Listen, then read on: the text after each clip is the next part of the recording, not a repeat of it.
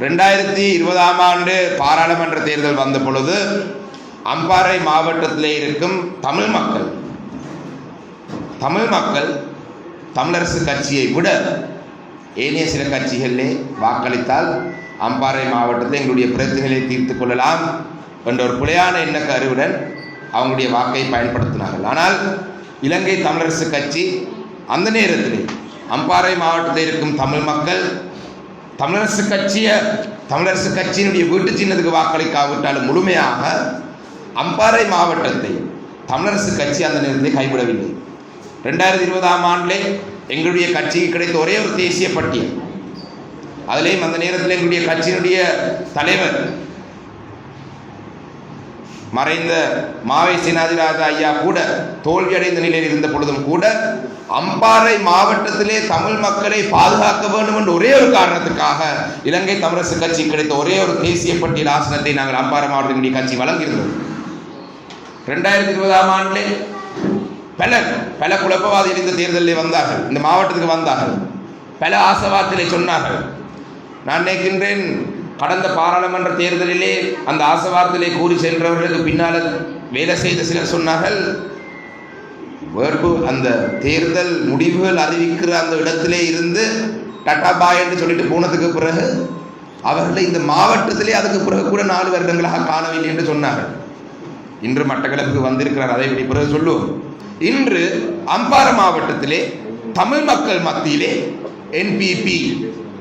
NPP ஒரு மாய், அதாவது அரசாங்க கட்சிகளுக்கு ஆதரவாக இருந்தால் தான் எங்களுடைய பிரச்சனையை தீர்த்து கொள்ளலாம் என்று சொல்லி ஒரு மாயை உருவாக்கி கொண்டு வருகிறார்கள். 2020 ஆண்டு தமிழரசு கட்சிக்கு வாக்களிக்காம ராஜபக்ச குடும்பத்துடன் நெருக்கமாக இருக்கின்றார் என்று சொல்லி ஒருவருக்கு வாக்களித்து மக்கள் 4 வருடங்களாக ஒன்றும் காணவில்லை. அந்த நேரத்திலே எங்களுடைய கட்சி பாராளுமன்ற இந்த பிரதேசத்தை பாதுகாத்தது. இம்முறை அரசாங்கம் வந்து அதிலேயும் இஸ்லாமிய பாராளுமன்ற உறுப்பினர்கள் கடந்த காலத்திலே இந்த இஸ்லாமிய பாராளுமன்ற உறுப்பினர்களுடைய செயல்பாடால பல தமிழ் மக்களுடைய பிரச்சனைகளுக்கு தீர்வு காண முடியாமல் இருந்த பாராளுமன்ற உறுப்பினர்கள் பாராளுமன்றத்தில் இல்லாத காலப்பகுதியிலே கூட அரசாங்க தரப்போட இருக்கிற சிலரால் அண்மையிலே ஒரு திறக்க வந்த பாரை கூட நிறுத்த முடியாமல் இருக்கின்றார்கள். பெரிய நிலாவணைகள் அதையும் கூட நாங்கள் தான் நிறுத்தும். அரசாங்கத்தினுடைய சபாநாயகர் அவை தலைவராக இருக்கும் பிமல் ரத்நாயக் அவர்கள் நேற்றைய தினம் வடமாகாணத்துக்கு சென்று சொல்லியிருக்கிறார், அரசியல் கைதிகள் அப்படி விடுதலை செய்ய இயலாது. தேர்தல் விஞ்ஞாபனத்தை சொல்லியிருக்கு அரசியல் கைதிகளுடைய விடுதலையை பற்றி. ஆனால் வாக்கு தேவை என்று வரும் பொழுது, பாராளுமன்றத்திலே தங்களுக்கு ஆசனம் வேணும் என்று வரும் பொழுது அரசியல் கைதிகளுடைய விடுதலை என்று சொன்ன அதே விமல் ரத்நாயக்க இன்று அரசியல் கைதிகள் அப்படியெல்லாம் விடுதலை செய்ய முடியாது என்று சொல்கின்றார். பாராளுமன்றத்திலே பட்டலந்த ஆணைக்குழுவின் ஊடாக ஜேவிபியை சேர்ந்தவர்களை சித்திரவதை செய்ததை விசாரிக்கப்பட வேண்டும் என்று அந்த பட்டலந்த அறிக்கையை பாராளுமன்றத்தை சமர்ப்பித்து அது தொடர்பாக இப்போ ஒரு விவாதம் எதிர்வரும் ஏப்ரல் மாதம் 9ஆம் தேதி நடைபெற இருக்கின்றது. 89 ஆண்டில் நடந்த பட்டலந்தைக்கு விசாரணை வேண்டும். 2009 ஆண்டு அண்மையிலே 15 வருடங்களுக்கு முன்பாக நடந்த தமிழருக்கு எதிராக நடந்த வன்முறையை பற்றி விசாரணை செய்வது பற்றி இந்த அக்கறையும் இல்லை. இன்று தமிழ் மக்களுடைய அபிலாசைகளை ஆன இரவிலே திறந்த உப்பாலயம் ரஜல் உணவுன்றது திறக்கிறது தான் தமிழ் மக்களுடைய அரசியல் அபிலாசைகள் என்று நினைத்துக் கொண்டிருக்கிறார்கள். ரஜல் உணவு திறக்கிறது மட்டுமல்ல தமிழ் மக்களுடைய அரசியல் அபிலாசைகள். அதிலே பேர் வைத்து நான் முதல் பார்த்தா ராஜாவை பார்க்க வேண்டும். ராஜா என்றாலும் பரவாயில்ல, ஏதோ ஒரு தமிழ் பேர், தமிழ்நாடு பேர் என்று நினைச்சிருக்கலாம். ரஜ உப்புட பேர் தான் எங்களுக்கு இன்றைக்கு ஒரு உப்புட பேரே பிரச்சனை வர அளவுக்கு வந்திருக்கு. அவர்களுடைய எண்ணங்கள் எல்லாம் ஆன இரவிலே ரஜ உப்பு என்ற பேரிலே ஒரு உப்பாலயத்தை ஆரம்பித்தால் தமிழ் மக்களுடைய அரசியல் அபிலாசைகள் அதுதான். இந்த நாட்டுடைய எதிர்காலத்தை தமிழ் மக்களை வைத்து இஸ்லாமிய மக்களுக்கும் தமிழ் மக்களுக்கும் இடையில குழப்பங்களை ஏற்படுத்தி இந்த நாட்டுக்குள்ளே மீண்டும் குழப்பங்களை ஏற்படுத்த முடியும் என்ற நம்பிக்கை தமிழ் மக்கள் கொடுத்து விடுவார்கள். அண்மையிலே 2 நாட்களுக்கு முன்பாக இதையும் கட்டாயம் சொல்ல வேண்டும். எனக்கு பலர் சொன்னார்கள், இந்த கருணாவுக்கெல்லாம் நீங்கள் பதிலளிக்க கூடாது. அவன் ஒரு அவருக்கு பதில் அளிக்கக்கூடாது, நீங்கள் அவருக்கு ஏன் பதில் அளிக்க வேண்டும் என்று.